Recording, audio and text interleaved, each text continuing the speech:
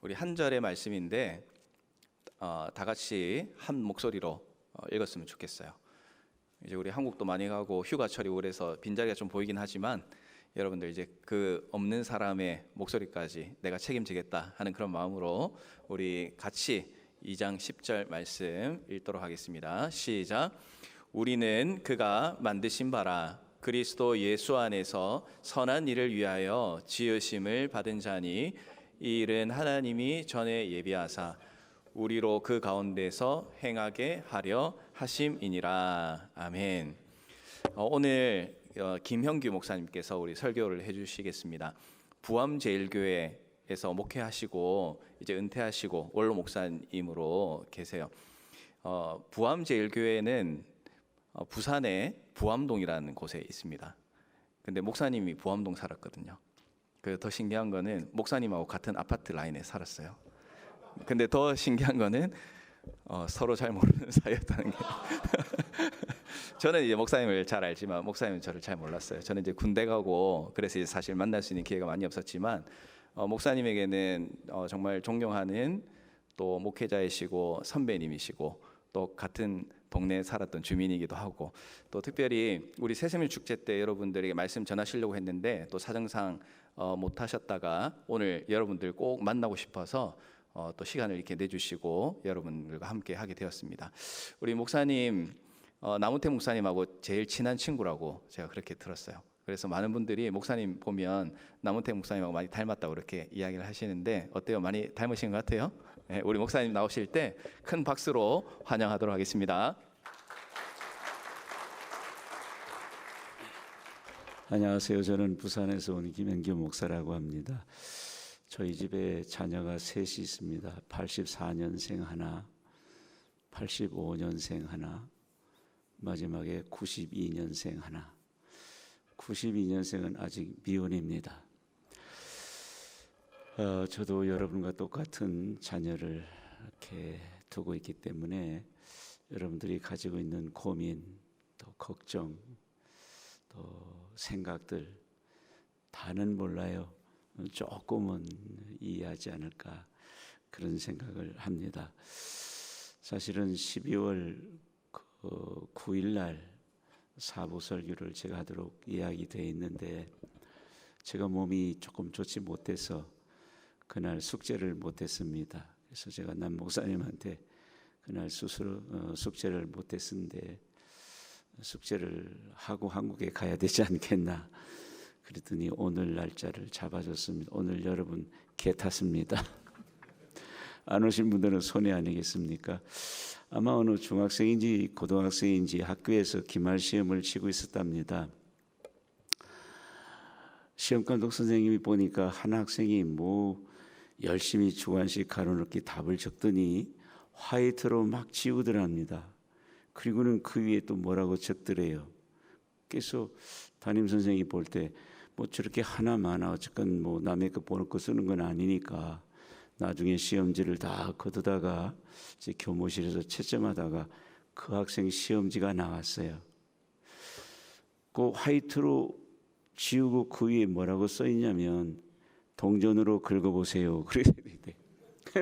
그래가지고 동전을 꺼내가지고 도대체 무슨 답을 적었을까라고 정성스럽게 긁었더니 그 답을 보자마자 선생님이 얼굴이 막 일그러지고 화가 나서 요놈 자식 하면서 교실로 그 학생을 찾아갔어요. 곁에 있던 선생님들이 저 선생님이 왜 이렇게 저렇게 화가 났을까라고 그 학생이 쓴 답을 봤어요. 이렇게 적혀 있을 때요. 꽝 다음 기회에. 우리가 인생을 살다 보면 꽝을 만날 때가 많잖아요. 여러분은 아무래도 저보다는 꽝을 덜 만났을 텐데 꽝을 만나면 실망스럽고 낙심도 되고 슬프기도 하고 아프기도 하고 괴롭기도 하고 그런 여러 가지 복합적인 감정이 있습니다. 그런데 우리 젊은이 여러분, 꽝 중에 진짜 꽝이 무엇일까? 크리스찬으로서 저는 예배의 꽝이라고 생각해요. 예배를 1시간 드렸는데 꽝이에요. 아무것도 없어요. 설교의 꽝이라고 생각해요. 설교를 30분, 40분 들었는데 꽝이에요.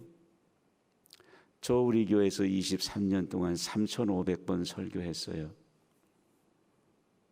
10년, 20년 설교를 1,000번, 2,000번 들었어도 꽝이에요. 적어도 크리스찬으로서 가장 가슴 아픈 꽝이 있다면 취업시험의 꽝이 아니라 우리가 하나님 앞에 예배의 말씀의 꽝이 아닐까. 그럼 왜 우리가 꽝일까? 예배를 드렸는데 왜 꽝일까? 세대 차이가 나기도 하고 여러 가지 개인차가 있겠지만 그러나 분명히 한 가지 사실이 있어요. 성경에 그걸 얘기해 놨으니까요. 성경이 그랬잖아요. 하나님은 겸손한 자에게 은혜를 주시고 교만한 자는 물리치시고 퇴적하신다. 그렇잖아요. 그러니까 겸손하면 꽝이 아니에요. 그건 설교자 문제가 아니에요. 여기 어떤 전도사님이 쓰든지 어떤 설교자가 쓰든지 설교자 문제가 아니고 우리가 겸손하면 분명히 성경의 은혜를 주신다고 그랬잖아요. 저는 모처럼 만난 저와 여러분 이 한 시간 제 설교가 정말 꽝이 아니고 한 단어 한 문장이라도 가슴에 남아서 좋은 지침이나 빛이 되었으면 참 좋겠습니다. 기도할게요. 하나님 아버지 고맙고 감사합니다. 사랑하는 한우리 청년들을 만날 수 있는 영광을 주시고 말씀을 함께 나눌 수 있는 기쁨을 주셔서 참 고맙습니다. 우리 시대의 젊은이가 귀합니다.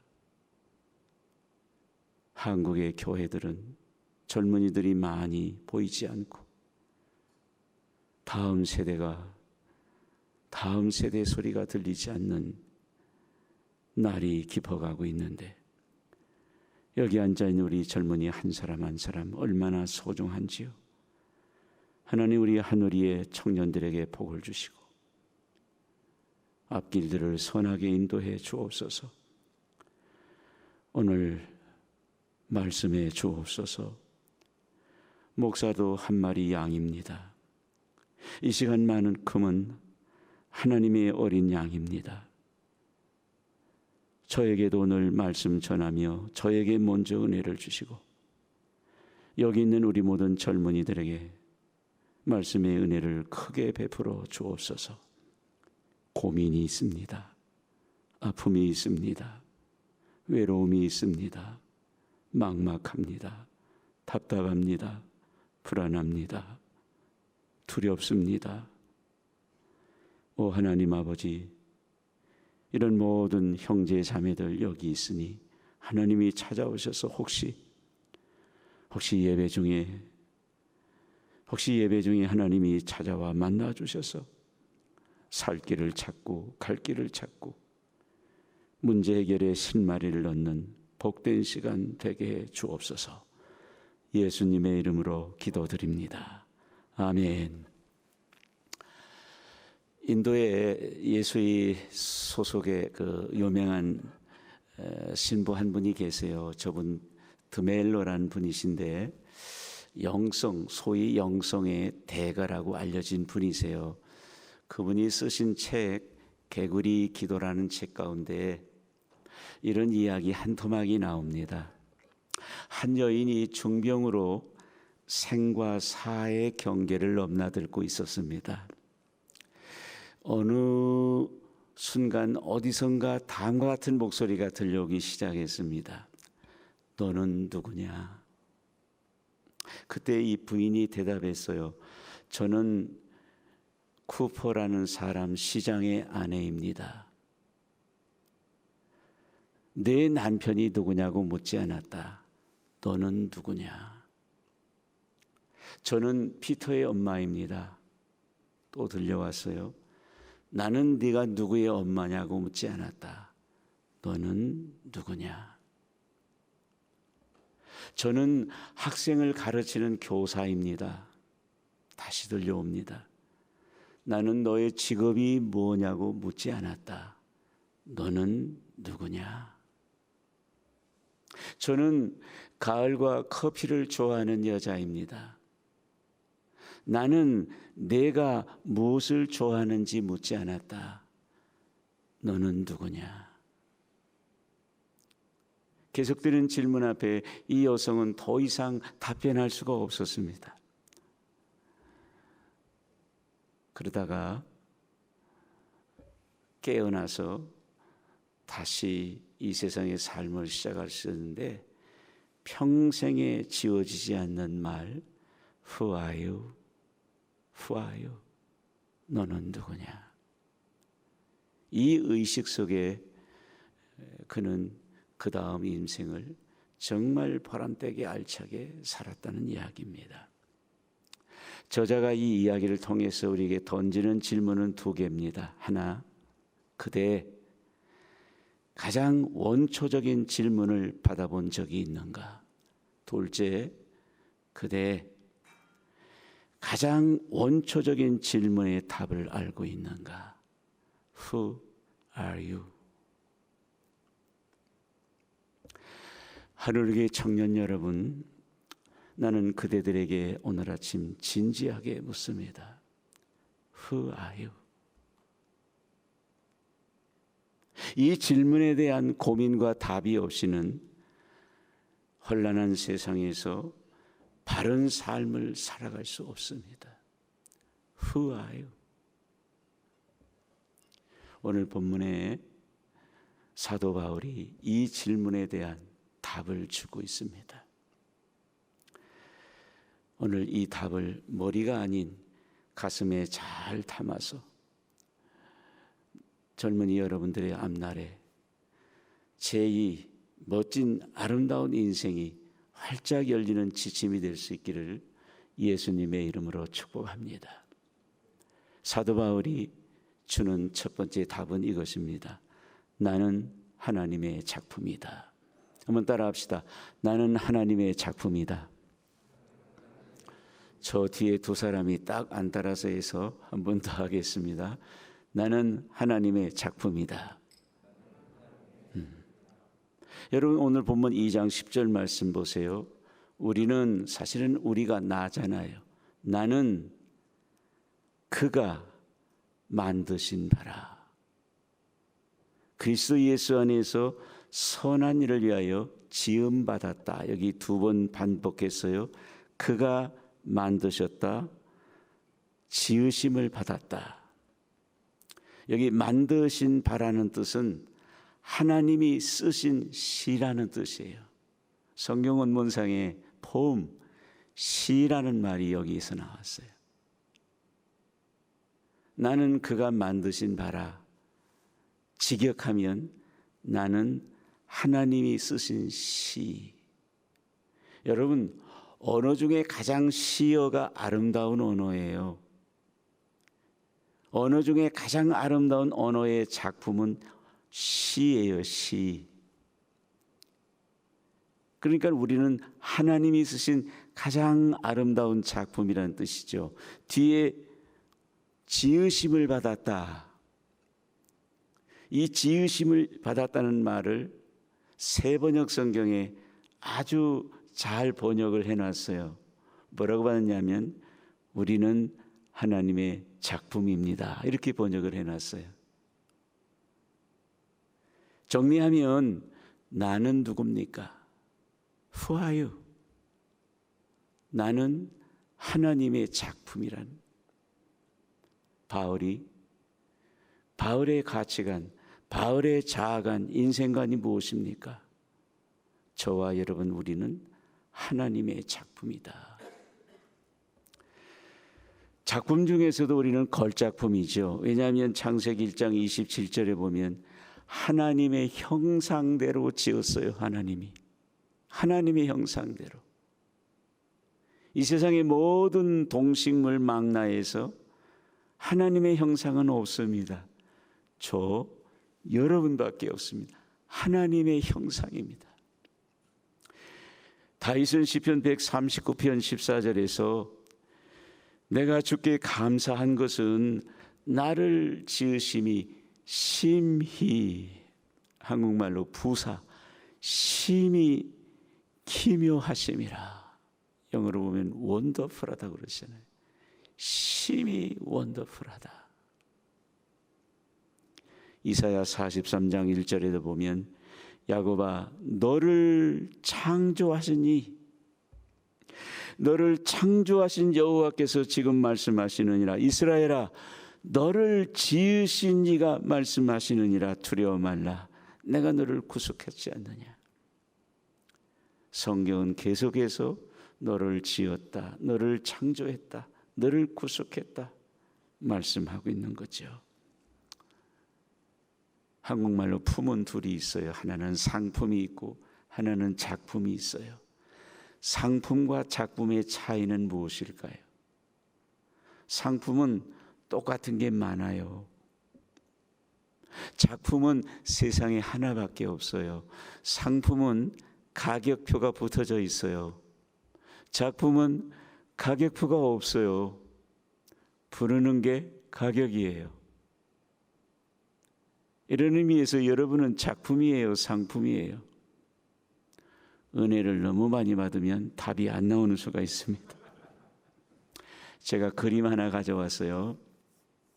혹시 교양이 있으시면 맞춰보세요. 누가 그린 그림일까요? 아니, 저 그림의 제목을 혹시 아신? 꿈이라는 작품입니다. 누가 그린지 아세요? 피카소가 그렸습니다. 저는 아무리 봐도 저 그림이 잘 그린 그림 것 같지 않습니다. 눈도 그렇고 코도 그렇고 뭐 팔뚝도 그렇고 대체 이게 뭐가 잘 그렸다는 거야.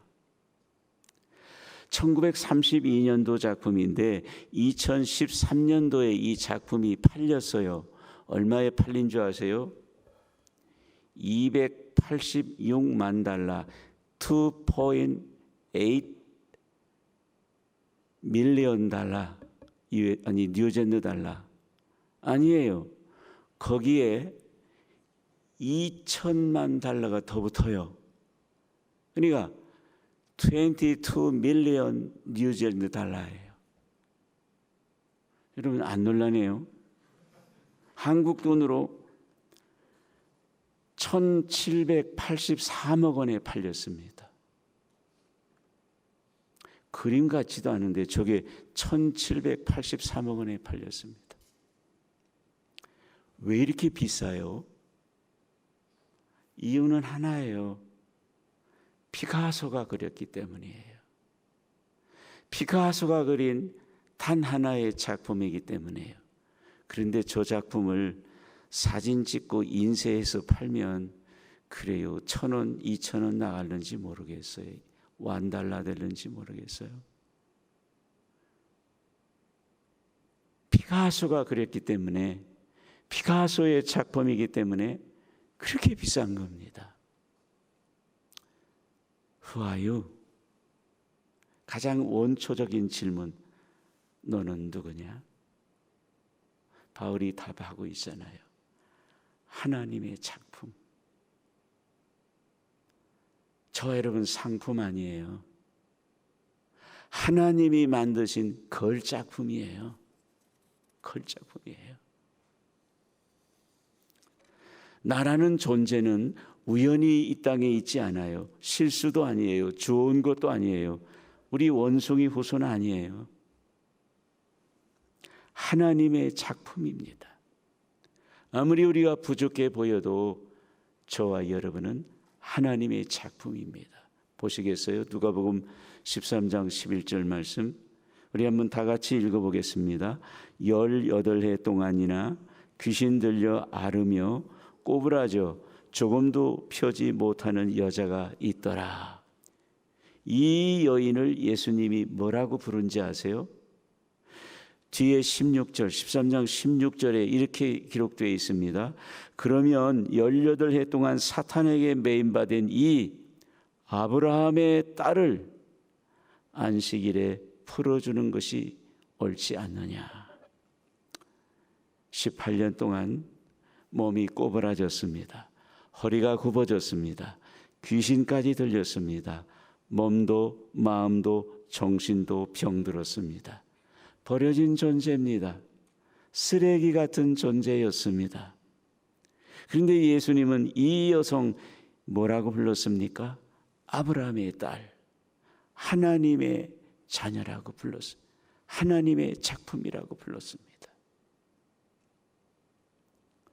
여쭤볼게요. 여기 100만 달러짜리 수표가 있어요.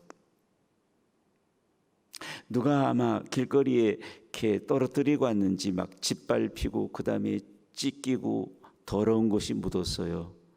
여러분이 그 100만 달러짜리 수표, 찢기고 짓밟히고 후겨진 수표, 그거 여러분에게 주면 1번 받는다, 2번 안 받는다. 1번이에요, 2번이에요? 답을 해보세요. 100만 불짜리 수표 구겨지고 찢어진 거 여러분에게 주는 거예요. 여러분 받겠어요, 안 받겠어요? 1번이에요, 2번이에요? 나는 3번입니다. 얼른 받습니다. 인사하고 받습니다. 100만 달러짜리 수표는 찢어졌어도 수표입니다. 100만 달러짜리 수표는 구겨졌어도 수표입니다. 100만 달러의 가치는 그대로 있는 것입니다.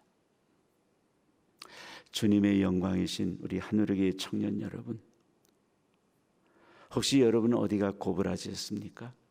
무엇이 구겨졌습니까? 여러분 인생 무엇이 짓밟혔습니까? 그래서 열등감이십니까? 그래서 우울감이 많으십니까? 그래서 누구를 원망하고 세상을 원망하고 있습니까? 오늘 주님이 여러분에게 묻습니다. Who are you? 너는 누구냐? 여러분 진지하게 답해 보시기를 바랍니다. 지난번 우리 장년들 예배 때 말씀드렸던 일본 시인 한 분 소개하고 싶어요. 미즈노 겐전이라는 분인데 초등학교 4학년 때 큰 병으로 뇌성마비가 와서 온몸에 마비, 단 하나 빼고 눈꺼풀만 빼고, 이 사람은 그러니까 눈꺼풀만 움직이고 모든 것은 다 마비되었어요. 근데 시를 써요. 무엇으로? 눈꺼풀로 의사표현해서. 그래서 별명이 뭐냐? 깜빡이 시인이에요. 어떻게 시를 씁니까?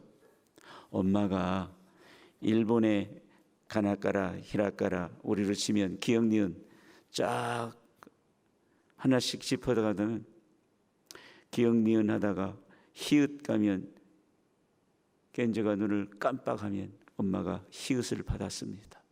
또 가나다라마바 쫙 가다가 가자 눈 깜빡하면 엄마가 그거 다시 아를 붙여요. 그럼 하자가 되잖아요.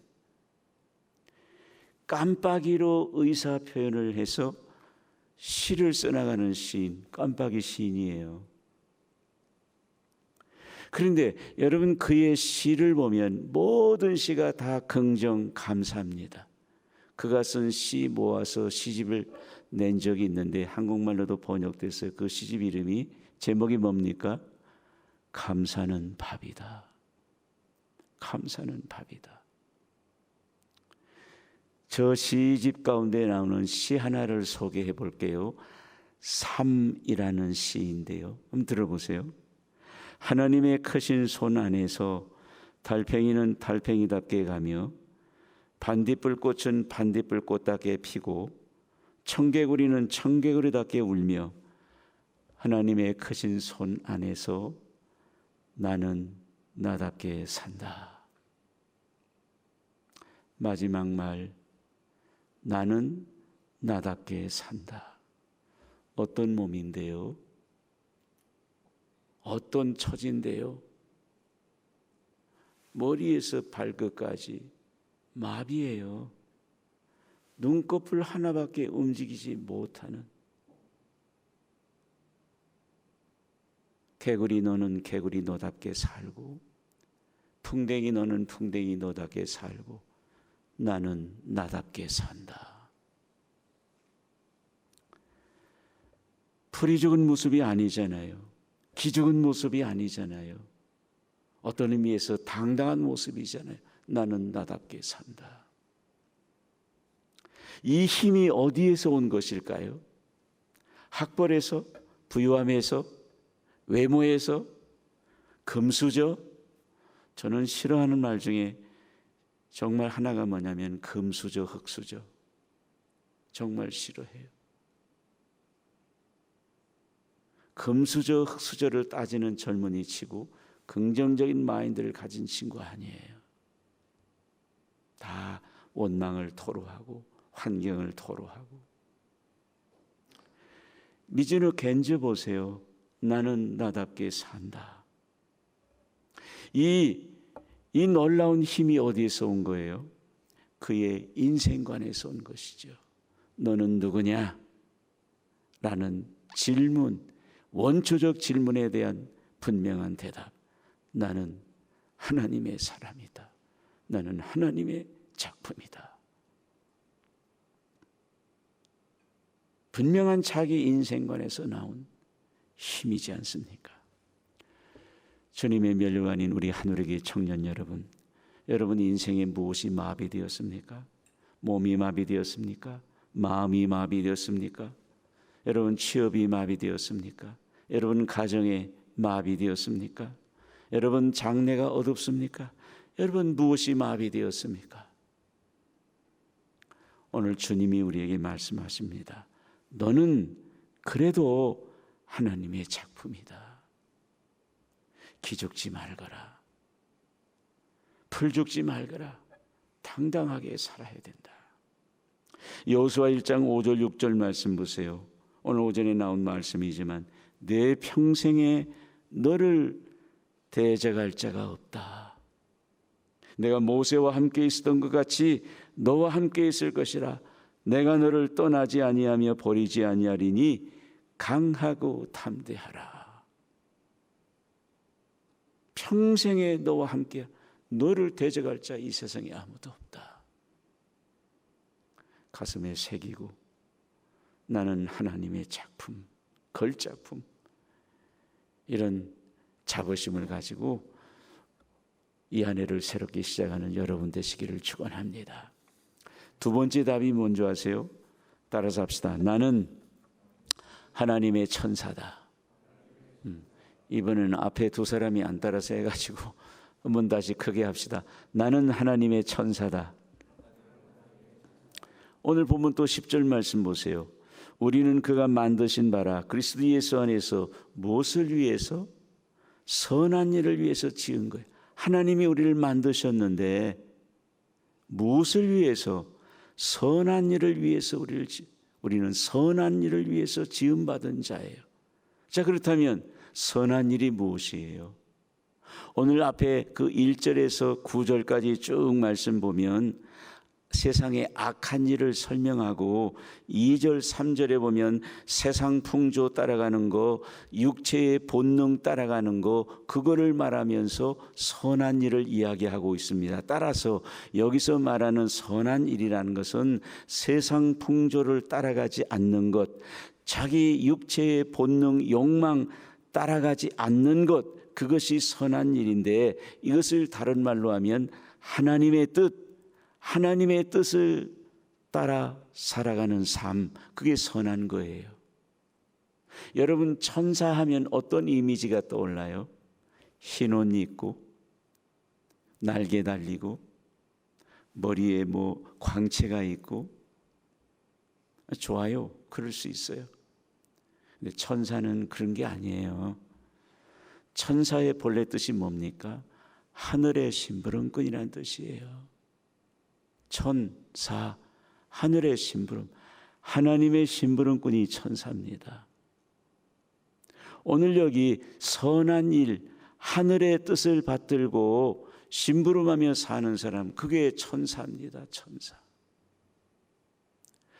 하나님이 우리를 이 땅에 보내실 때 천사로 하늘의 뜻 심부름하며 살라고 천사 노릇하라고 우리를 이 땅에 지으시고 보내신 것입니다. 오늘 주님의 멸관인 하늘의 청년 여러분, 다시 한번 여러분에게 묻습니다. Who are you? 진지하게 답해 보시기 바랍니다. 바울에 의하면 나는 하나님의 천사입니다. 우리가 엄마이든 아내이든 천사로 살아야 됩니다. 우리가 사업가든 체육인이든 예술가든 천사로 살아야 됩니다. 우리가 청년이든 유학생이든 대학생이든 천사로 살아야 합니다. 우리가 대한민국에 살든 뉴질랜드에 살든 아니면 미국이나 아프리카에 살든 천사로 살아야 돼요. 천사로 살도록 하나님이 우리를 지으시고 이 땅에 보내신 것입니다. 너는 누구냐? 천사입니다. 하나님의 천사입니다. 안요한 목사님 아시지요? 안요한 목사님, 그 안요한 목사님 아들로 태어나서 젊을 때 막 방황하고 하나님 믿지 않고 아버지 목회 반대하고 막 하다가 결국은 시력을 잃었잖아요. 그리고 결혼했던 아내도 떠나가고 자녀들도 떠나가고, 저 옆에 계신 분이 새 사모님이세요. 안요한 목사님이 한참 이제 시력을 잃고 방황하다 하나님을 다시 만나서 시각장애인 이제 봉사를 시작하셨어요. 그때 자원봉사자들 오신 분 가운데 여대생 4학년짜리가 있었어요. 그분이 안요한 목사님에게 청혼 프로포즈를 했습니다. 목사님 깜짝 놀랐죠. 대학 4학년 여청년이 자기 집에 가서 엄마 아빠 나 결혼할 상대자 생겼어. 엄마 아빠가 너무 좋아서. 그래 누구니?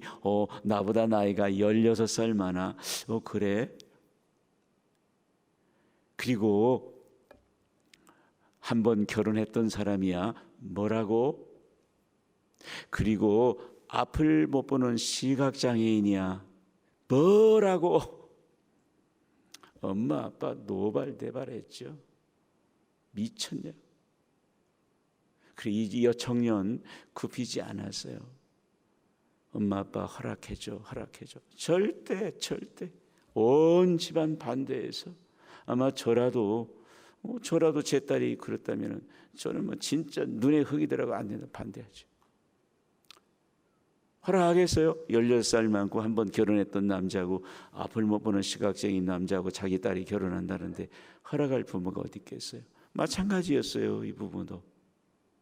그런데 어떻게 해서 허락했느냐? 제가 인터뷰 기사를 보니까 하도 허락을 안 해주니까 울다 마지막에 이런 말을 했대요. 아버지 앞에 무릎을 꿇고 이 사모님이, 그 여청년이 아버지 옷자락 잡고 이렇게 말 한마디 했대요. 아버지, 우리 집안에 저 말고 딸이 여러 명 있으니까요. 저 하나는 놓아주세요. 그랬대요.